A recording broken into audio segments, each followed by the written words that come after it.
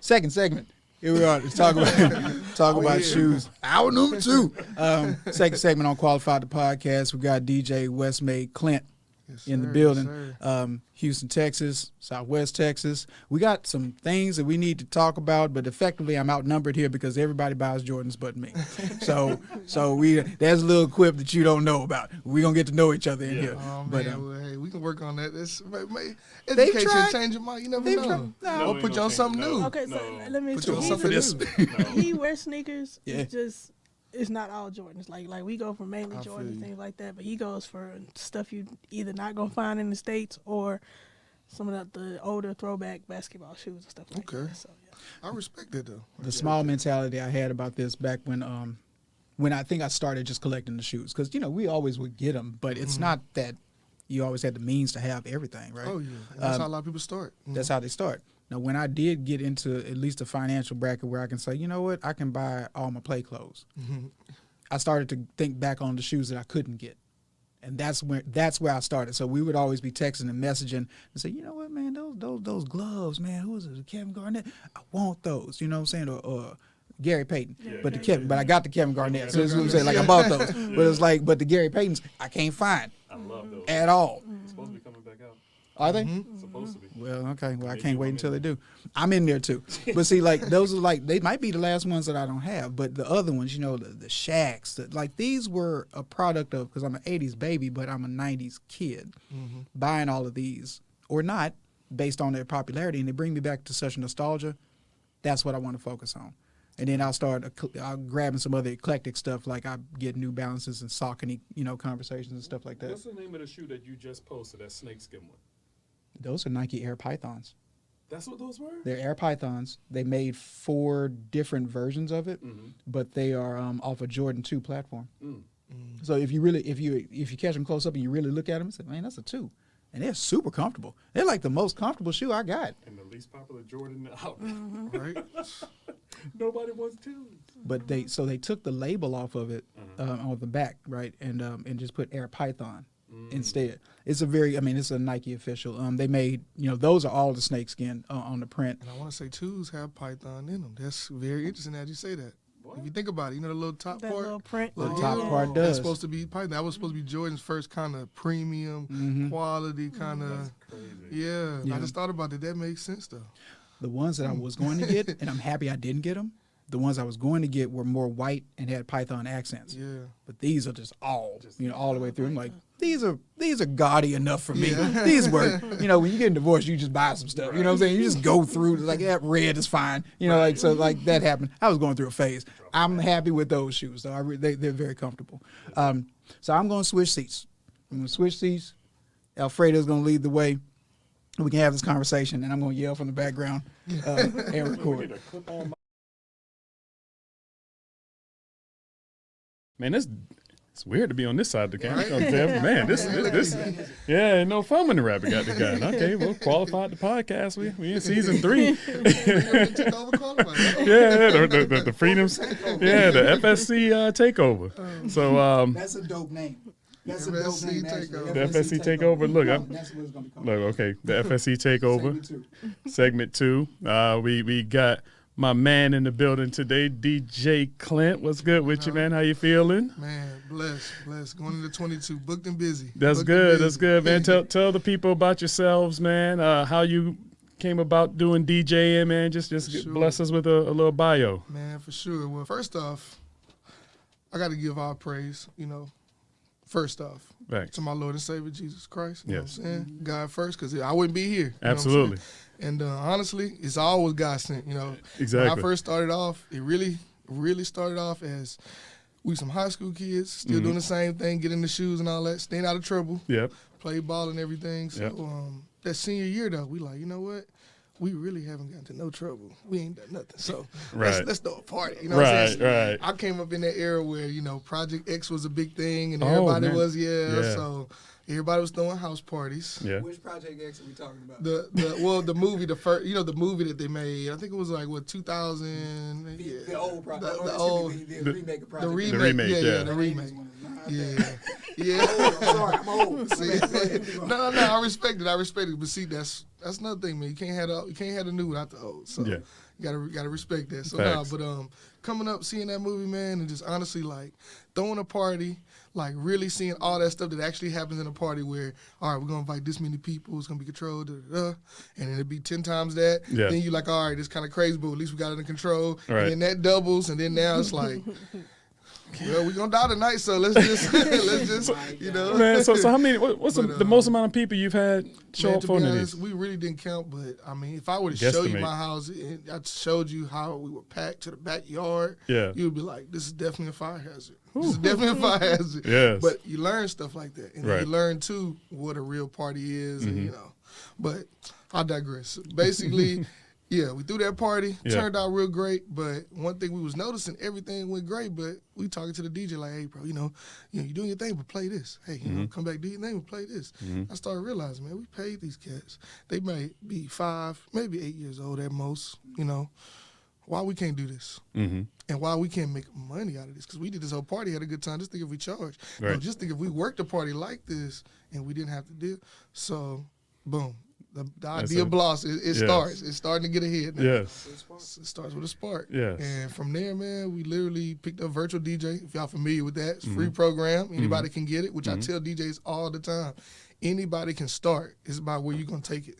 It's kind of like starting a business. It's kind of like learning any kind of trade, like becoming a painter, becoming an artist. You can take it. Anybody can start. Anybody can blow up. But also, with that being said, if anybody can get into it, it's going to take a little bit of skill, a little bit of effort. You got to have a passion for it, for it to grow. So from there, me and a friend of mine, we just taught each other how to work the program. Yeah. Now, he went a different route because he went out to school and was playing ball, you know, those type things, which, you know, actually gave me a little bit more of a push because I'm like, now I'm in this thing by myself. I picked it up. Start working on little gigs. I used to do $100 gigs. Yeah. Any amount of hours, anywhere in town, even the north side. $100. Because I grew up in that too. I grew up in that era too though. Like, and I still kind of like that. If I don't have no business, I know somebody on the north side, he ain't gonna catch me. But you know, and we'll say that conversation for another day. You know? In and out. Huh? Hey, shout out to the north side. Shout out to the north side though. It's all place. love. Great place. You go through gentrification just like us. All love for the north, man. All love for the north. But yeah, I mean, I used to do just gigs everywhere. $100 and started off Lil Dale, and I don't know if y'all remember those Lil Dale little computer speakers you can find. You know, mixer on one side, the other side's just a. I did parties with that and a computer. Lil Dale Inspiron 1501. I'll never forget which one. It was silver with the white trimming. The old Dale Inspiron with the windows. I think XP was on there. Back in the day. So started off with that. Worked, got a speaker. Started DJing. I'm like, okay, now we cooking with fish. I got a speaker. They can hear me now. So started working with the speaker. Did some more gigs. Got a new computer. From the computer, got turntables. Lost everything at one point. Really? Yeah. Got everything stolen while I was working. I used to work at Best Buy. Shout out Best Buy, though. Ain't nothing against them. But I happened to be working. Took a shift for somebody. Got all my stuff stolen. But that was that next motivation. Like, all right, this time around, I'm starting over. I got everything I need knowledge-wise. I just got to get new equipment. Let's make this better. Boom. I learned about the Mac. Learned about, Serato, different softwares, Pioneer. Basically replaced everything. And then you got DJ Clint now. So, I mean, it's been a lot that's went on between that, but that's just the beginning and, the real where the passion comes from.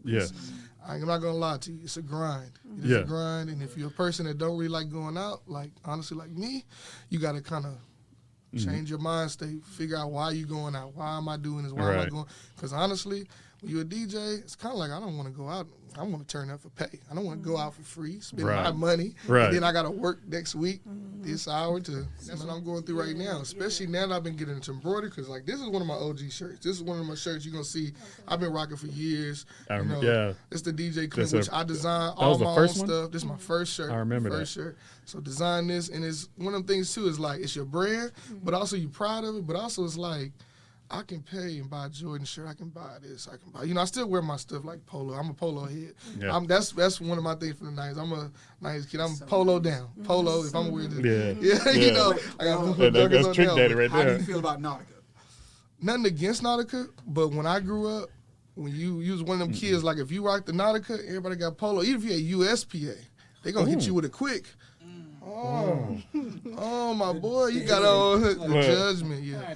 And see, it's kind of different for me because growing up in Atlanta, we wore a lot of Nautica. Like, we wore polo, but like going to school, especially 8th and 9th grade, we wore a lot of Nautica. But our thing was the T-shirts with the swimming trunks. Okay. And that was like a full unit. So, man, it was. And we would wear them with the Sauconys. And it was like we had every cut. Like I was wearing Jordans coming up, but I had a lot of Air Force Ones. A lot of Sauconys coming up. Okay. And I would come out here because, I lived in Atlanta. Yeah. And I would come out here for the summertime. So before I go back home, I school shop out here. I'm getting all my Nautica gear that they don't have up there. Right. I'm going back. Where you get that from? Don't worry about it. Right. But it was like that. That was a thing, especially for the guys up there. It was the swimming trunks with the T-shirts and everything. It was. That's how we had it. I never and got then away from that it went polo. from Nautica to Tim's because you had a lot of people coming from New York to Atlanta. Yeah. So it was like a lot of folks that I went to high school with was rocking Tim's. So Tim's was the thing out there. So for us in the Carolinas, it was Tommy Hilfiger and it was Guess. Guess was huge, and Duckhead. I don't know if you ever heard of Duckhead. Duckhead was big, but a friend of mine, her brother, they didn't have a lot of money, but for Christmas he got his first pair of Guess jeans. So what he would do, I don't know how he pulled this off to this day, he would have other jeans, Levi's, whatever, and he'll take the patch off, on the back that has Guess, and sew it on to the other jean, and then turn around and sew it to the next jean. And he looked like he had all these different pair of Guess jeans when it was just only one, and the rest of them. Right. I'm like, boy, he must be a seamstress. It would be a lot easier. You just, Yeah. The 90s was pretty fun. The 90s was a good time for fashion and all of that. So you're doing your DJing. Tell me about the sneakerhead part of it. I know you love your sneakers. We always, we're yacht gang as far as, big feet. So tell me tell me about your sneakerhead. What made you get into sneakers? Because these boats be floating. But leave it. I'm going to say this. It really started out, man, because growing up, I wasn't no Jordan kid. I mean, I was one of them kids that, I learned about it, had all these friends that was into it. I even had a friend who was like, man, before this year ends, you got to learn your numbers. You got to learn your retros. Yes. Ones. He pointed to a chart. I'm 2s, 3s. I'm like, a whole education. He's drilling me. Yeah. Like, the they whole used to come thing, with it. So, yeah, the cards, He's like, bro, I can't have you out here. You told me, man, there's some dope 5s, and my brother got some 11s on. I gotta That's a cardinal sin right there, bro. So it started off, education-wise, and then, having a parent who, my dad came up in the era of, he remember when Lynn Biases. I had to learn about that. Bo Jackson, players like that. So Michael Jordan, I remember Michael Jordan came out $75 was a crazy price. You don't need that then. He's like, you don't even play basketball. Right. We're going to put you in something that, 1, can fit you, 2, I can afford and you actually will wear. Yeah. And then 3, something that's accessible. Just because everybody, wants it or you can't get it, don't mean you need to have it. Right. And that's how I grew up. But growing up as a kid, of course, coming up being a 90s baby, growing up in the 2000s and going forward, everybody had it. And my parents eventually like, you know what? If you want it, this is going to be a good lesson. You're going to work for it. And you know your size. So with that being said, you were at 13. You are going into high school. So with that being said, be wise about what you buy. If you get it, take care of it. Boom. That's what started that weird obsession, taking stuff home, scrubbing it down with a toothbrush, being out somewhere, having to take off a shoe, wipe it down. Right. You get that true love. It's more appreciation because I didn't have it. Now I had to work for it. Now I got it. And it's hard for me to replace this if I do. So, boom, now then you get into 13 and a half, which don't exist. Especially not nowadays. Then growing to 14 by 9th, 10th grade, dude, I had to be on sneakers at that point. Because, that's on the status symbol you can have, really, in school. Because I went to high school, everybody played sports. Even if you didn't play sports, you had kids that didn't, that were high in the class, that actually were notable kids that were, it was cool to be smart at my school. I went to Bel Air. Okay. So... I went to a school, so hard in class, Nice young ladies over there. Oh, absolutely. Very diverse. They tell you nothing about the curriculum. Your student body. That's the student body, huh? But No, I say that to say this, like, it started off there, but then also it started off just our necessity. I wear 14, plus I have some foot problems. I fractured the toe, I've torn Achilles, and this is all in the span of high school. So, of course, shoes was not only like, you know, hey, this is a hobby, but this is like a necessity because wearing a beat-down shoe, if anybody knows, you wear a shoe too long, especially if you have foot problems, it's only going to kind of like, you know, kind of cradle and like nurse that problem. It's going to kind of keep it going. As soon as you get something new, something so foreign, it's like you break it in. Your foot's not used to it. Start off that soreness process, cramp, and, you know. So that's how that started. Okay. So is there what are some of your favorite silhouettes right now? What would you say, like, your favorite sneakers, maybe? Now that you know the numbers, you've been trained up, you know. So what, some knowledge, right? You give me some top 5, It's kind of tough, and I would say no specific order because honestly, I'm one of them people. I try to get away from ranks. I feel like I'm more of a feeling guy, not to be on some Kanye, but I'm a feeling guy. Yeah, it's how it makes me feel, how I feel at that point. Yeah, but I'm starting to kind of get a little bit of headspace for more Yeezy now. In a way, I'm starting to put Yeezys over some Jordans just because of innovation and design and comfort. But if it comes down to Jordan, got to start with, I don't know if I'm one of the last of the Mohicans on this one, but I grew up where 11s was a thing. You can have any Jordan you wanted to, but the 11s was the one that put you in that realm of, okay, this dude got some heat. This guy got some heat. That goes back to the cool grades. Because my first, the funniest thing, my first big shoe I ever really just got was the Space Jams from 09. Oh, my God. That was my first big time sitting in line. I sat in line plenty of times for the new Buck 12s, which nobody ever talks about, which I think is crazy. Sat in line for the flu games, the suede ones. Even went across the Rising Suns. Didn't get those. First real big release. That's why I looked over here. Let me hear this. I'm being schooled. What's a Rising Sun? So the Rising Suns were a Jordan 12 that came out, and originally when they first made it, they're all white. But the pattern of the 12, well, actually technically the pattern of the 12 is actually supposed to look like the Japanese flag. That's why it's got the little circle. If you see the beams go like that. So what they did to play off on that, and the Rising Suns, and you know, Jordan in their Asian culture, they always try to dip into that and show appreciation. They made a shoe where the sole of it was the literal Japanese flag, which of course, you know, that wasn't gonna fly. They kind of thought about it, reworked it. They did a small release where some pairs did have it, and some just had the replacement insole. They didn't have that. So if you have that insole, those are worth more. But if you didn't, it was still a cool shoe. But it was a Jordan 12 at the time. 12s was hot in that time. 12s, 11s were hot. Really, even 5s were hot. 4s, you didn't really see them much unless people had like old 4s from back in the day, like original stuff, like the you know, the Spike Lee joints and those stuff like that. Do the right things. Then the Do the Right Thing 3s were kind of a little bigger then, but it was a little bit still more rare. But 12s was big, 11s was big at the time, and I want to say 6s too, because I remember we had Oreos, we had, man, that's back when the Detroit Pistons 6s, like you had some colorways that was some thought into, and you like, man, I'm waiting on the next for this pack. But yeah, the Rising Suns, they were kind of like not a big deal that wasn't a big deal. You know, it's kind of like if you knew, you knew. If you didn't, you didn't. You know? Okay. It was funny because I actually worked at Foot Locker. I was in Katie Mills when those came out. I put this date on it. I was at athlete's foot getting up. I mean, the athlete's foot. That's back then. We had the athlete's foot. Oh my God. Right. Yeah. And, Katie, because Katie Mills is outlet mall, but the Foot Locker in there is not an outlet store. So we was getting the new releases, and we had the original one with the sun in the insole. And we were supposed to hold them in the back, not sell them until they sent the replacements. My man just like, we gonna let these go. Waiting on these, so yeah, we ended up we ended up selling those. Cause I do remember when those released, and then that's back when the packs was coming out. Yeah, like, and the packs was 300 shit. We paying that now for one. For one, right? Yeah, that was a shoe that really, like, that was a shoe that really put some tension between me and my moms, because that was an era still where she was like, okay, I know you save me, you buy most of your shoes. Every now and then we need some help or something special, or I know you really want these, I'm going to go ahead and, you know, I'll go ahead and bless you with these. Okay. A funny story on those, which I'm going to get into the next shoe. My next shoe, I say top shoe. Yeah. One of my next top shoes I would have to say is the 5s. Okay. Started because of the Raging Bull pack. Yep. That's when, you know, the sneakerhead, the obsession really grew, and I'm like, you know what, this is getting unhealthy, but I don't care. Like, this is my thing now. But I don't care. I'm going right.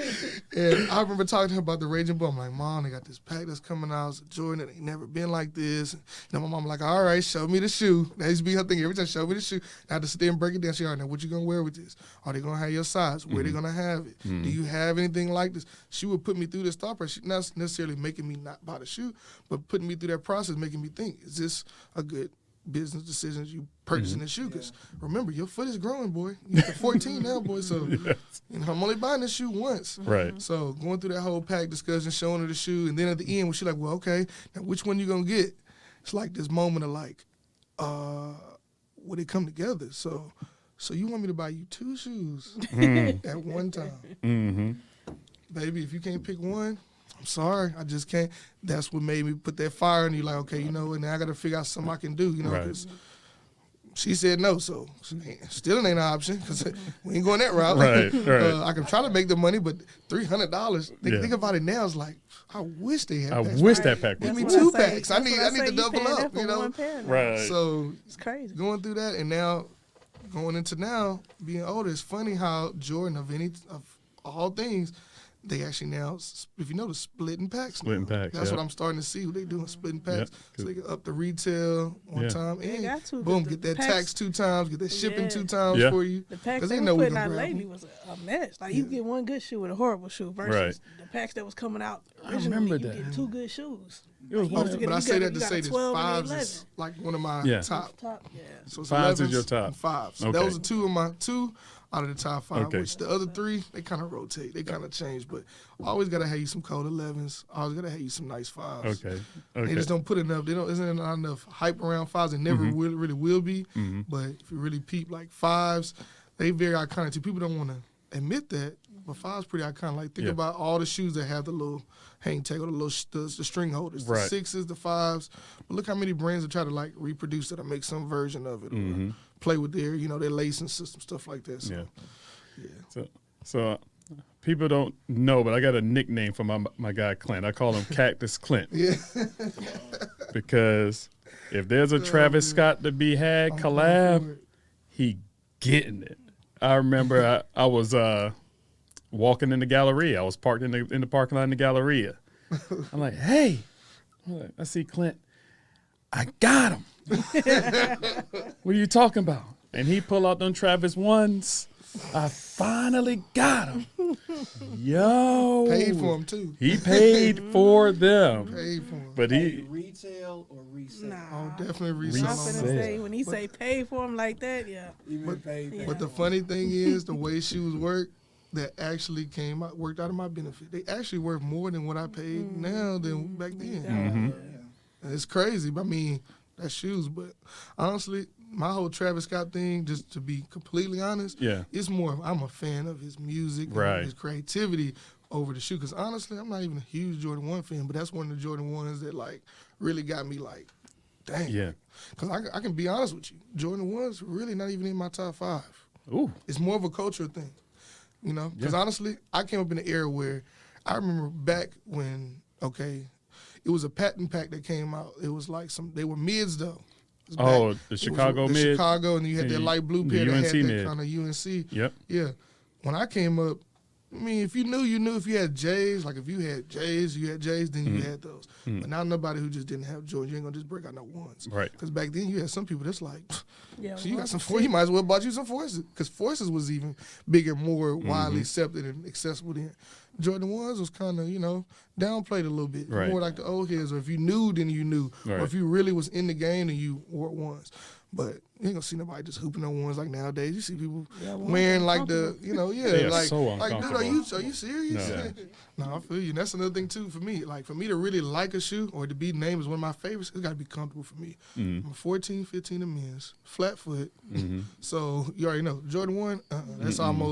That's more of like I'm gonna wear more for other people for them. Like, oh dang, you got 1s than for me for myself. Unless it's just a hard colorway that's like this is some cold color block, or this makes me feel like this is something I could have seen coming out in 85, 90 or something, because I missed that. I wasn't there, so. But funny thing, one of my next tops had to be the 8s. I love 8s. Because they slept on. And that's when I grew up, 2008. That's what's big at that time. 2008, 2009. You had the retro, the hair 8s. The hair 8. I remember getting the cool gray. I remember going for the cool gray 8s, the ones that white, gray with the orange. Never getting them. I remember I bought a whole jersey, whole fit, looking at it, going for them, and never got it. I still don't have them to this day. I got the jersey. Matter of fact, you know what jersey it was? Steve Nash alternate for the Suns, the orange with the gray stitched on, oversized, big long with the +2 length. Remember? Yes, I remember the +2s. Still got that jersey, man. But that's how my love for shoes go. I've always been that type that I like the popular stuff, but I also like finding, that distinct shoe that bring me back to like, this is a point, this is an air. Like I remember what I was doing. I remember other stuff I got. Like I got these Air Max trainers that look like same colorway as those 8s at the time because I just couldn't get them. But that's a funny story. Just to get onto that, a shoe I would have never bought because of a shoe that I wanted. Right. That's 2 stories put together, 2 shoes that's tied together for life. I'm going to always remember. Right, right. So stuff like that, that's what really, So 11s got to be the Space Jams. That's the first, 5s definitely because of Raging Bulls. Yep. And then you got your 8s. Yep. And then next probably be the 6s because, again, the pack, infrareds. The infrared was same story. Mom was like, can't get both. And she was like, I thought you'd been buying shoes. Why you asked me for this? This one must be expensive. I said, it's because it's 2 of them. This the deal. I'm going to buy one. You said you were going to buy one, right? Fund me for one. Invest in one. And I'm going to go ahead and take care of the rest, taxes. She, nah. I mean, honestly, I don't see no sense in buying you 2 shoes that's white and black, and one of them is pink. I'm like, Mom, it's not pink. It's infrared. Infrared. That's when you learn your colorway. You have to. So that. All those shoes is my top. It's not even so much for hype or what people like. It's just the simple fact, like a story behind it. Or, I remember when it came out, what kind of got me into it.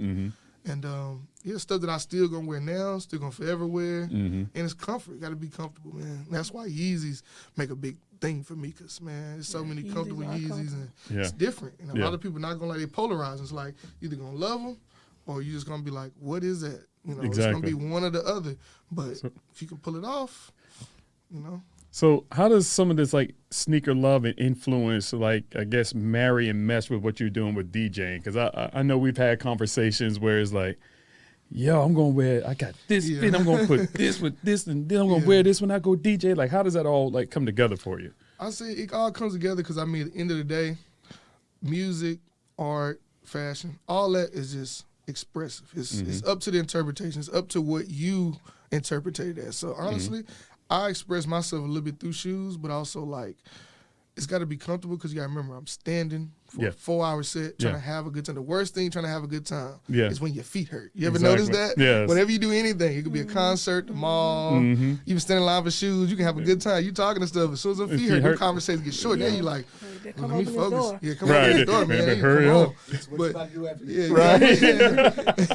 but it really comes down to it like, okay, when I wear a certain shoe, I feel a certain way. Like, honestly, I might break out a Yeezy, and then just hearing a lyric from one Kanye song, I might go off on a little tangent. Say, you know what? Let me do a little Kanye mix. Let me go ahead and take them back to, My Beautiful Dark Twisted Fantasy. Or let me go ahead and play Through the Wire and show them, you know what I'm saying, where this dude really come from. So stuff like that, or even from some music. Like certain shoes, I wear a certain time of year. Like normally in December. I'm wearing a lot of 11s. Yeah. Now, I've been adding now because my first Kobe was actually the Grinches. So I remember. Grinch is going to go in the rotation. I wear a lot of foams now. Yeah. But a lot of it, too, is just for that, people look at it as, too, what you wear, and kind of how you present yourself, and they kind of put that into your DJ persona, So when you come out with some Yeezys on and, you got your, your little style, you come set up, don't really say much. They're like, okay. I know dude got something because the foam runners he got on right there, I can't get them, and the only pairs is $400. So I wonder how much he charging for the gig. And not so much that that's important to me, but I can see the wheels turning when people look and people judge, or they just see me and see how I carry myself. So wearing a certain shoe sometimes it's comfort because I got to think about it. Okay, this is gonna be a 4-hour set. I'm in a booth. They're not gonna have no chairs. It's not gonna be something ducked out. So I'm gonna need to be active. Yeah. definitely today is not the day for ones. Today is not the day for, this or that. Or not to break out something new. Or I don't want to break out a nice off-white, that I ain't never worn. I'll be up in the booth at a phone party where everybody's going to be down. I'll be avoiding the floor. Yeah. And I'm going to be away from everybody. Nobody's going to see my feet all night. Right. So it's foam running. So it's going to be a 380 that I know about that's comfortable that, somebody do something, what is them? I mean, these Yeezys. Oh, them Yeezys for real? Okay. Stuff like that, just switching up. So it all depends on, what I'm feeling, but also like the mood, but also, let's say Kanye drop an album. All my gigs for that month, sometimes honestly, I might wear Yeezys every gig. And I'm playing the Kanye, the album. Yeah. But it's because I'm a fan of their music, but also they got a piece of art that I can wear. I can represent, so. That's dope. Because I kind of go back, we talked about this maybe a long couple of podcasts ago where that when Jordans was really first coming out and that person that stepped on the basketball court that really had Jordans on, like, okay, you must really can hoop. Because you're not going to come out here and hooping on Jordans unless you can really ball. So got to understand a little bit about, the DJing and the sneakers. What is there anything that you're looking forward to coming up this year? Like we've gone through 21. I thought 21 was a great year for sneakers, probably one of the better years. We've got some really good shoes from Bronze, Kobe's, Jordans. I mean, Yeezy's killing it. New Balances doing their thing. They got their collabs. What's 22? What you looking forward to? Man, it's so much. It's kind of one of them things like whatever comes to me. Because at this point, I mean, honestly, I've resold and yes. But I do more, now more the fun to habit, fun addiction, not so much as a business, like I used to at one point. Right. And it was more I was helping out my boy Straight Heat 713. Shout out. Matter of fact, if I do need pre-orders, if you don't get from Freedom Sneaker Club or Raw Kicks, you gotta hit my boy Straight Heat 713. Shout out to Anson. Shout out my boy Anson. Yeah. But yeah, man. I mean, honestly, it's like retail now is just that's a gift in itself. So when I hear retail, I'm just like, good. I'm glad. I'm not even worried about the hype, the clap. Yeah. A lot of it I do have, and a lot of it I got so much. Like, bro, honestly, I could say at least 100 to 120 pairs I've never worn. They just sitting. I check them out every now and then. I rotate them, make sure they're good. Too for moisture. Want to keep them in certain parts of the house, move them around in the collection, stuff like that. But so much I haven't worn, like. I'm really looking forward to new stuff like Yeezy. I want to see what new, silhouettes they're going to make, new comfort levels, new versions like them compact red, 350s. That's going to be, dope. Now that him finally getting around to, I think he's been with Adidas since, 2017, just now in his second red shoe. Right. And that's really what got a lot of people into Yeezy was some red, the Red Octobers. The Red Octobers, yeah. So, I mean, honestly, this year, man, I'm just like whatever I get for retail. Wait, what's that? You like those boots he dropped? The boots is cold, but see, the thing about it is when you have a big foot, some stuff you got to know what's for you and what's not going to. As much as I love that, only way I can do this if I know, like, say, if I go to the East Coast again, like Chicago, went to Fall Store. Now, that, I ain't going to lie, I would invest, go ahead and buy the boot because I have a real reason to wear them. Here, it's get cold, but it's not going to really be that. And then I'm going to kind of get that look, which honestly, in a way, now that you kind of put that in my mind, that kind of would be a guy because, a lot of people are going to have it. But I do like the boots. I like how they go in different directions. But people got to look at with Yeezy, though. Don't really get too caught up on the first two colorways, really, even the first three. It's really like to get that hype. Because what he's doing now is just trying to make it more accessible. Right. That's another reason why I'm getting into Yeezy. About accessibility. He even lowered some prices, too. So it's how can you be mad at a person? Like, he kind of breaking the mold. Most people, they get more success with their shoes. Price goes up. Right. The limited quantities, go down even farther. Right. He's doing the opposite direction. So that's why I kind of lean more towards that way. But, I mean, with Jordan, this brand, I feel like they kind of messing over some years because right now we should be getting 7s like crazy. That's another shoe that's in one of my top 7s. We should be getting 7s more. Yeah. 7s more. We should get more 8s. We should. I agree this year I'm excited, but it's kind of like I'm just kind of – I mean, they whatever comes, I mean, they play the same fiddle same song every time. It's gonna be 1s, 3s, 4s, 11s. And it's kind of hard too to stop to keep getting mad for not hitting stuff. Now it's kind of the point where like the Red Thunders, I just knew I was gonna get 2. Yeah, I ain't getting nothing. So now at this point, I was a little upset. I really thought about. I'm like, look over, dang, I got the 2 Petty 13s. I just goddamn wore them. I got this, I got that, I got the other 4s.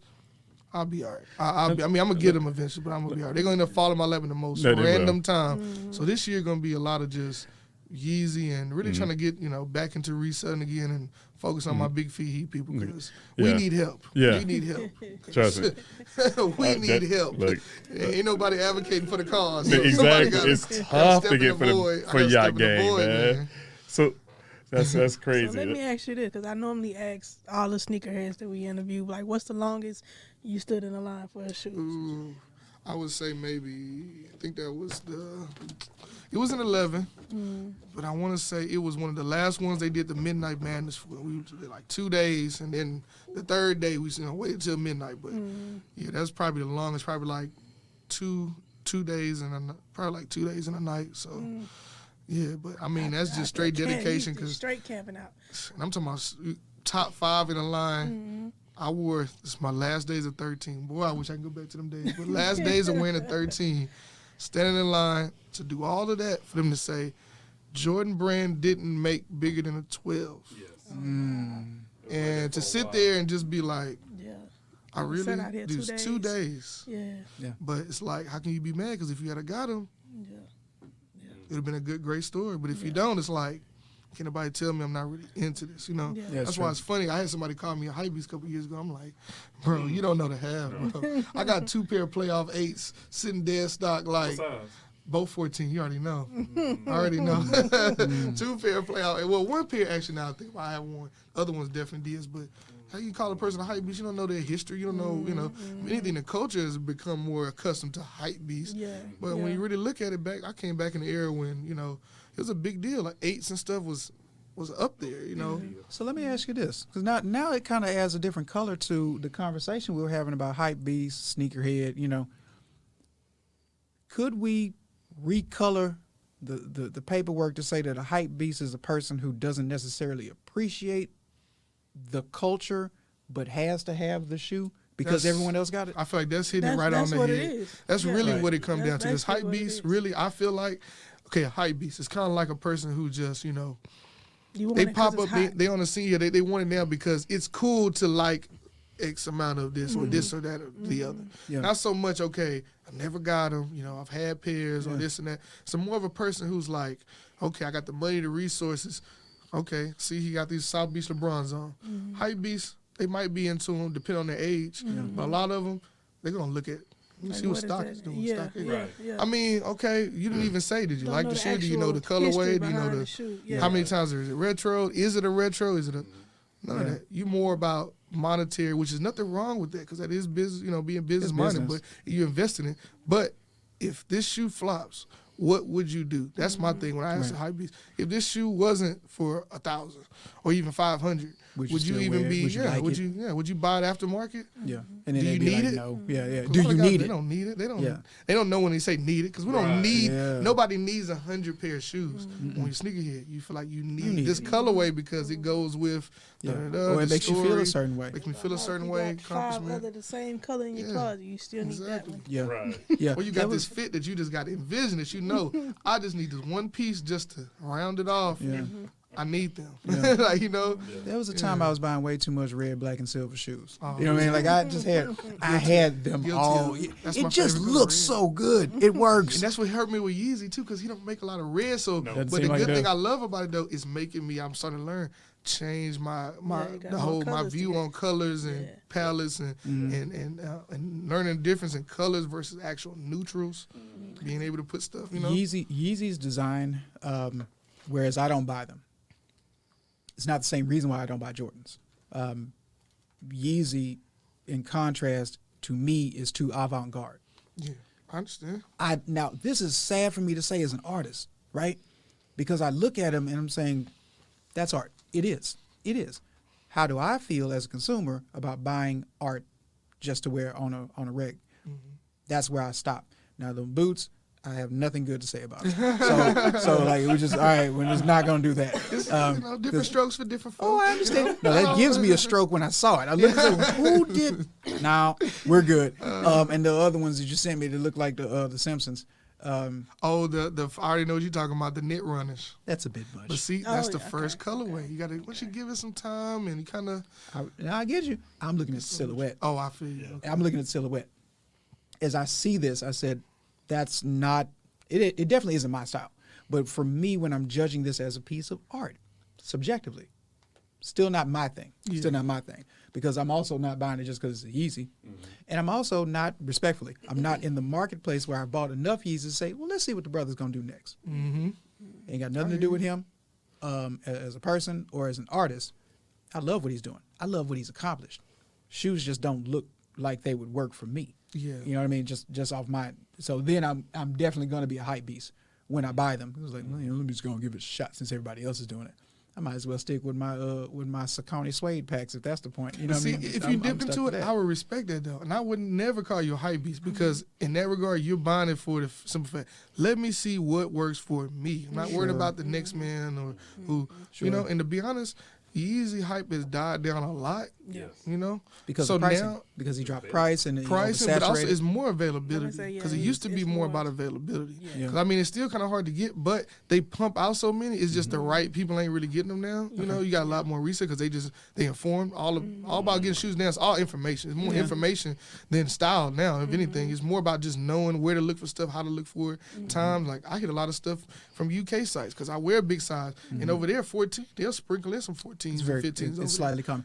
That's how I got those Vapor Max Mach 2s, the yellow ones that they're so annoying to my training partner. But they are, it's exactly that. I had to go get them from Australia because they got bigger sizes, and that's actually a woman's shoe. But bigger sizes in Australia. Apparently there's very tall women in Australia that are going to wear that 12, which, comes down to the right size. That's exactly how I did it. I had to hit those overseas sites. It brings me up to another point, though. Why I don't like a hype beast. I have my Sabotage Surplus store. Sabotage Surplus is in Thailand. That's their main store. So I'm here trying to get this this suede wine pack. This is a beautiful shoe. I mean, I sent it to you. I was like, this shoe needs to be in my closet. See, you needed them. Hype beast got it. Absolutely needed. That's the definition of needed them. Hype beast caught them. Man, they went up about $300 more than what they should have been. And what's insulting to me is this. That's not a hype shoe. They just, the bot or the whoever's in the inform, right, knows that, oh, yeah, that's going to be a limited release. We're going to make some money off of this. I really feel, and this is a stupid thing to say for business, but I'm talking about the fairness of the consumer marketplace. If that's not really going to be a mover for you in the normal resale marketplace, man, let that go. Let people who really are going to enjoy it and have it and purchase it. Yeah.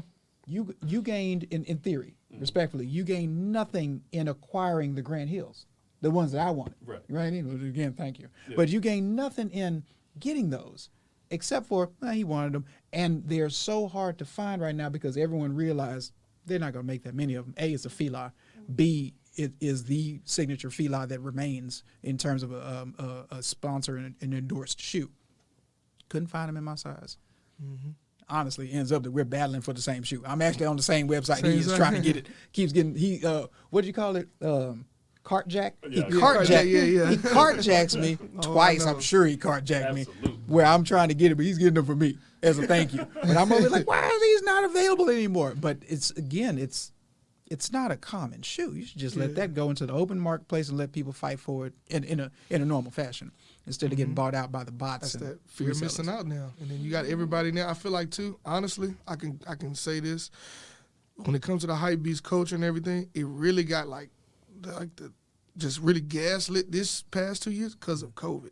Everybody jumped into the whole, I want to find a side hustle / new business and selling shoes. It seems so easy because everybody, then you see, I mean, honestly, if you really look at it, look at any reseller, you look at their page, this dude got 5 of a tennis shoe, 10 of a tennis shoe. Can't be that hard until you go and put in some of these raffles. Go meet some of these other resellers who know everybody, know everywhere, and got to be everywhere. Or they see the price that we selling it for, and they're like, oh, I can get these. And then you realize it's not as easy as making it look. Exactly. So that's the conversation we were having earlier, because he was like, with 1 million pair of 11s made, so he was like, so basically anybody can get them. I was like, nah, it's still people that took L's. Still ain't gonna get them. Because you still got to have points and everything to enter the raffles. And so you might look up on a restock. But like I tell my boys, they can drop 2 million pairs of a shoe. The way me and my homeboys, we look at it, and I tell them all the time, bro, all that means is 1 million people gonna get 2 pairs. That's all that means. It don't really, it don't really put it into a more higher chance. It's just now you got more people going for more of that same shoe. Doesn't change. You know what I mean? It's like it's 1 million worldwide. That's not necessary. Folks act like it's gonna be 1 million in one store. Like, oh, I'm gonna get that out. No, all sizes, all over the world. And you got to think about too, like the range, because honestly, it's not like these companies say, okay, we're gonna make 100,000, we're gonna make 10,000 size 10, we're gonna make 15,000. This no, it's based off numbers and what they sold and what gonna they're sell the most, and what then size too, sells the most. Culturally, certain areas, like I've noticed. Funny thing, the north side, they get a lot of bigger sizes, which I'm starting to learn that now. But it's weird. I'm starting to pick that up. That is weird for one city. That's weird. Yeah, for one city, for it to be in Houston, you would think, because it used to be when we had House of Hoops, Galleria was known as, okay, if you're a hooper and you wear 14 or 15, make sure you put it in there, you go for there, because you can.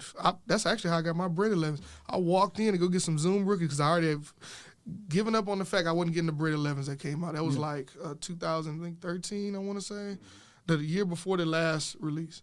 Go in there, go pick up my rookies or whatever. Lady was like, well, you said 14, right? She goes to the back.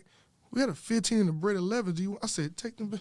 Bring them what you say. What's going on? But back then, you could get lucky like that because that was a hooping store shoe. Like, it used to be, that was the one store in the city that would have elite socks in size XL. I know that is like, y'all like, okay, what's the relevance of that? No, if you peep, normal socks, when you buy Nike socks, they normally go from 8 to 12. Seems like a big deal, right?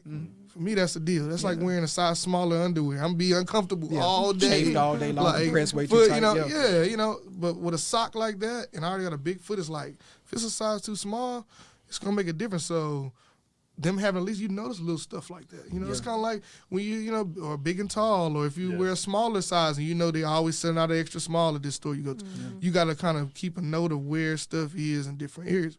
But honestly, with shoes, it's even more like that now. You got certain, like honestly, with 14 and 15, you're almost going to get 0. 14, 1, maybe 2 pair in the store if that release is wide enough. Right. I would say, because even with 13s, you still catching 1 pair. They getting short on Nike socks, too. Yeah. They're starting to get short, too. Yeah.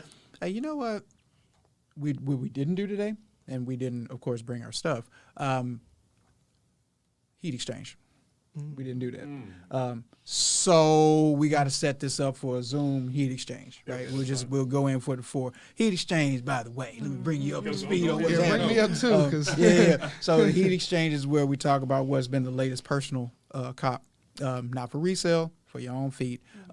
It could be something, to be fair, it'd be something that you probably never shown before, because, you know, these are all, now you are as well a friend of the show, but these are all, you know, just alumni, you know. So we had easily $20,000 worth of shoes just sitting on one table on our first episode. Yes. So clearly you can't show those. But the next heat exchange is, what do you have? What do you have? What do you have?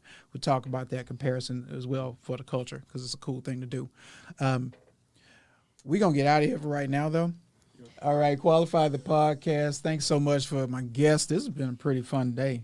Be honest with you, this has been informative too, because there's some things that I just really wasn't aware of, but I really appreciate that, as well as South Carolina not really rolling with wood wheels like that.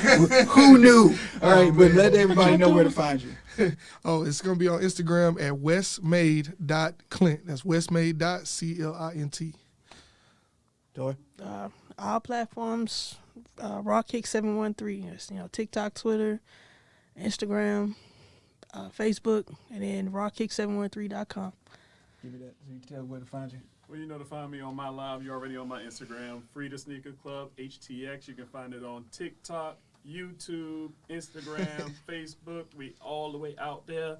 Thank you for hosting us. I appreciate you, Hassan. And where can we find you? You can find me on all streaming platforms, including YouTube at Qualified, the podcast, QLAFD, trademark. You see it? That's how we do things. H-Town.